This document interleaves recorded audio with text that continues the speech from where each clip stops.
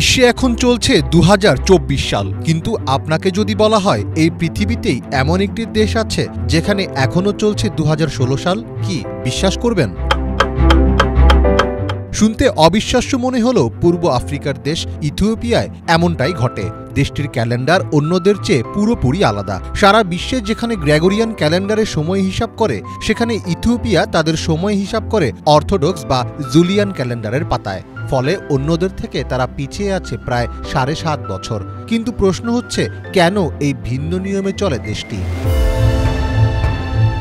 জানা যায়, গ্রেগরিয়ান ক্যালেন্ডারের আগে জুলিয়ান ক্যালেন্ডারই মেনে চলত গোটা বিশ্ব।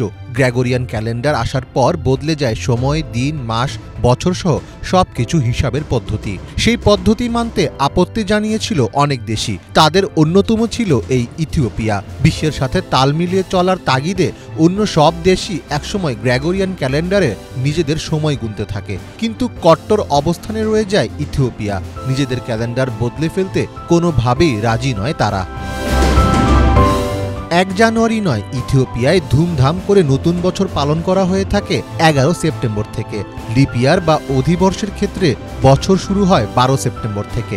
প্রতি মাসে ৩০ দিন থাকলেও ১৩তম মাসে থাকে অতিরিক্ত ৬ থেকে ৭ দিন। ইথিওপিয়ানদের সময়ের হিসাবটিও বিচিত্র, যেখানে বেশিরভাগ দেশে দিনের শুরুটা হিসাব করা হয় মধ্যরাত অর্থাৎ ১২টা থেকে। ইথিওপিয়ায় সেটি হিসাব করা হয় সকাল থেকে। বেশিরভাগ দেশ যেখানে ২৪ ঘন্টার ঘড়ি পদ্ধতি ব্যবহার করে, সেখানে ইথিওপিয়ানরা ব্যবহার করে ১২ ঘন্টার ঘড়ি।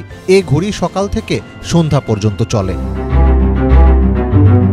তবে মজার ব্যাপারটি হলো, এই ঘড়িতে সময় শুরু হয় সকাল ১টা থেকে। সকাল ১টা শুনে মনে খটকা তৈরি হতে পারে, তবে বিষয়টি হলো, বিশ্বের বেশিরভাগ দেশ যে সময়কে সকাল ৭টা বলে বিবেচনা করে, ইথিওপিয়ানদের ঘড়ি অনুযায়ী সেটি হলো সকাল ১টা। ইথিওপিয়া আফ্রিকার একমাত্র দেশ যেটি কখনো অন্য কোনো দেশের উপনিবেশ ছিল না। ইতালির সঙ্গে কয়েকবার যুদ্ধ হয় দেশটির, কিন্তু সেই যুদ্ধেও হার মানেনি ইথিওপিয়া।